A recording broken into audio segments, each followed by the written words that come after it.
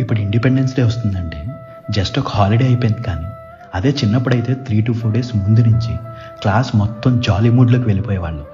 పెద్ద పని ఏంటంటే క్లాస్ని డెకరేట్ చేసుకోవడం. క్లాస్ మొత్తం డబ్బులు పోగు చేసుకుని కలర్ రిబ్బన్స్, ఫ్లాగ్స్తో క్లాస్ అంతా డెకరేట్ చేసేవాళ్ళు.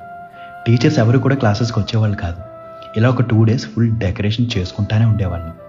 కింద మీద పడి ఎలాగో కంప్లీట్ చేసి క్లాస్ టీచర్ని పిలిచి చూపించడం, ఆవిడిచ్చే కాంప్లిమెంట్స్కి మురిసిపోవడం భలేగా ఉండేది. ఆ తర్వాత అన్ని క్లాస్ రూమ్స్ తిరిగేవాళ్ళం, ఎవరు బాగా చేశారు అని. ఇంకా August 15th రోజు పొద్దున్నే లేచి వైట్ డ్రెస్ వేసుకుని షర్ట్కి మన ఫ్లాగ్ పిన్ చేసుకుని స్కూల్కి వెళ్ళేవాళ్ళం. ఆ రోజు మెయిన్గా వెయిట్ చేసేది ఎందుకంటే ప్రేయర్ అయిపోయాక జనగణమన కూడా పాడేశాక లైన్లో నిలబెట్టి స్కూల్లో ఇచ్చే స్వీట్ అండ్ మిక్చర్ ప్యాకెట్ కోసం. ఆ ఐటమ్స్ తింటూ ఫ్రెండ్స్ అందరితో కబుర్లు చెప్పుకుంటూ అలా ఒక 1 hour గడిపేసి ఎవరింటికి వాళ్ళు వెళ్ళిపోయేవాళ్ళం. ఇంటికి వెళ్ళి యాజ్ యూజువల్గా ఈటీవీలో రోజా సినిమా, జెమినీలో ఖడ్గన్ సినిమా చూసుకోవడం.